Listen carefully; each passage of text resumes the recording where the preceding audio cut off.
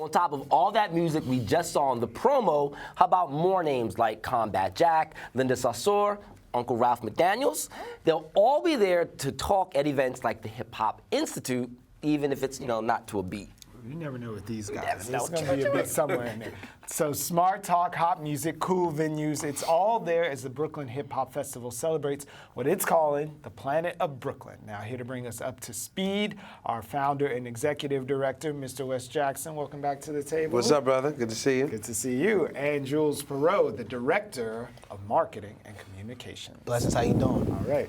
All right, well, hip hop is in the house. The Hip Hop Festival is back. It's another year. We're going to start with the Migos versus the World. There you go. We're gonna get to that. Yeah, you should be in our office when that all went down. Mm-hmm. I'm pro Joe Budden. I'm for all of that. I think there's nothing wrong with journalists asking questions that need to be asked. All right. What about Chris Brown versus the Migos? Where are you over there with Mr. Chris Pierrot? just stay out of trouble, man. We all good. He stay out of trouble, we good out here. Back to the serious journalism. No, well, this is music. This is the life. This is the love. It's been 12 years now. This is the 13th. This is the 13th. Yeah. So you've had 12 iterations before. Yeah. This is lucky number 13. It's my favorite number, by the way. Right on. What have been some of the highlights over the years? What has been some of your standout moments? There's a lot to choose from. I like to say in 2008 or 2008, we had KRS-One. And being that, it's Brooklyn Hip Hop Festival, but I'm a Bronx kid, and KRS-One is to me is the greatest of all time. And him pulling me to the side and telling me that I had done a good job was, for the inner, fan of me, was like the ultimate, like your father giving you the pat on the back. And then, last year we had Nas. And I was telling the story the other day is that when Nas started his set, it's like real hectic and we're running around all day. Mm-hmm. But I took the earpiece out of my ear and me and Jules sat in the front row. It was like, I'm fan right now. I'm right. I'm fan right now. And How the ability often do you get to be present, though? Because, I know sometimes when we have people here, they don't even remember. It was like a wedding where you plan, and just like, it happened. Yeah. Do you get to engage and be present and just...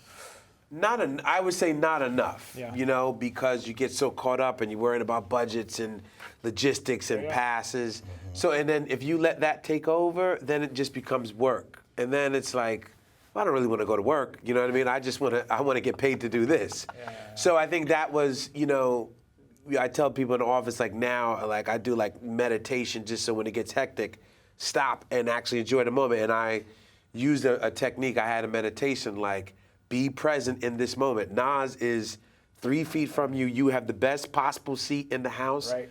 If you don't take a moment to enjoy this, then what's the point of it? And without a camera phone, you were there. No phones. None of this. I hate those people, especially down front. Yeah. I saw somebody with an iPad. We gotta get that out of my way.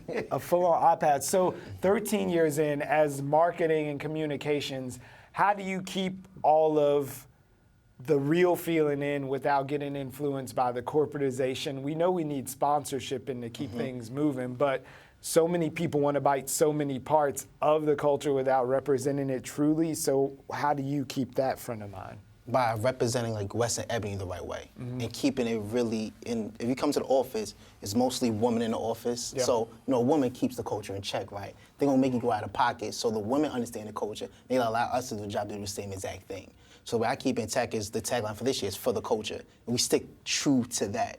13 years, independence, and we just keep running ahead. The same tagline. For the culture, 13 years independence. For the culture, 13 years independence. And I think you see that through all our marketing. Even with the lineup that we chose. Right. DMX, The Lox, Rakim.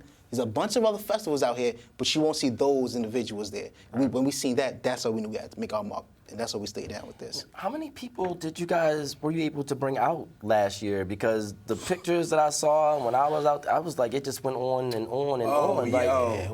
It was a lot. That's the most we've ever done. That was last year was the biggest? Yeah, that was an absolute sellout. We went and found more space, found more tickets. The demand was just so incredible that, and I'm not gonna front, we've had up years and down years. That was just full-blown up, everybody calling you, and it was almost too many people for my taste, because you lose that, you lose the sort of family vibe, my kids used to run around in there and have fun.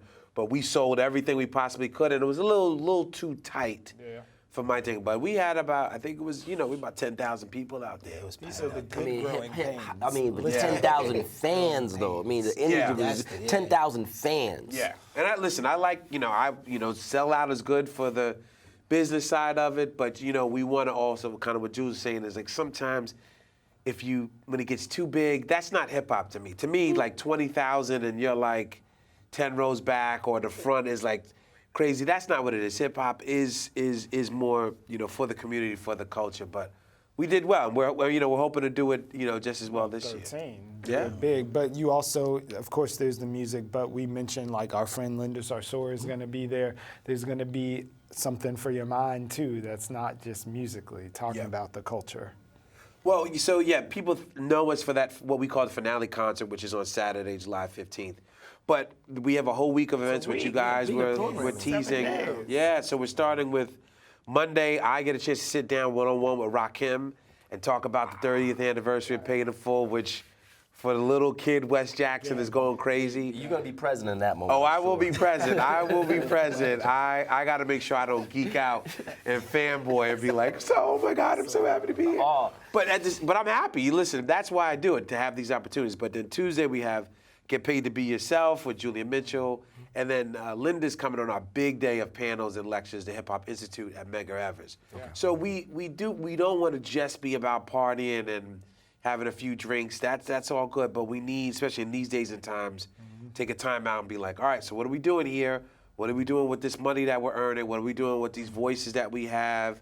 What are we gonna do about, Jeff Sessions and Muslim bands and, rolling back of voting rights? Because that's also, I feel, part of hip hop's responsibility. Absolutely. And Linda's gonna set that off. Like, there you go, like only she can. Like, exactly. Well, you had the question here. Last time you were here, you mentioned Chance the Rapper. Now, you recently won the 2017 Humanitarian Award. Do you think that'll sort of have like an influence on other hip hop artists, or? Yeah, 100%. I mean, because he's hot right now. You know what I mean? So his music reflects what he's doing in real life, right? You see what he's talking about within the coloring book, and then Chicago, he's helping the homeless and giving them jobs and giving them somewhere to stay at. And then he does the open mic every month in Chicago. Like, he does a lot for the community. He's not scared to put his money where his mouth is, to give back. Well, a lot of artists were like, oh. Common said himself, he was at the BET Awards, he was like, I think about my life different. I should give more to my city. And that's key. He's 23 years old. Yeah. Well, you guys are giving a lot to New York City and Brooklyn in particular, so we want to thank you. One more time, can you let everybody know where to go, what time to be there, how should we dress? Exactly. Bring out my best sneakers. Y'all can be fresh with the blazers, or you can be t-shirts. It's all good. Yeah, we love you go to bkhiphopfest.com for all the information. Follow us at BK Hip Hop Fest on social networks. Social media is July 10th to July 15th. It's a little bit of everything. Yeah, it's for the culture. It's that simple. We're not moving from that. Know that. Yeah. All right, sounds good to me. It's time to go be a fan and be present in the moment. I'm with Appreciate it. All right, Thank you, gentlemen. back. Let's do it again next year. Yeah, we've been here about 3-4 years. Yeah, Always do it good. again next Always represent, absolutely.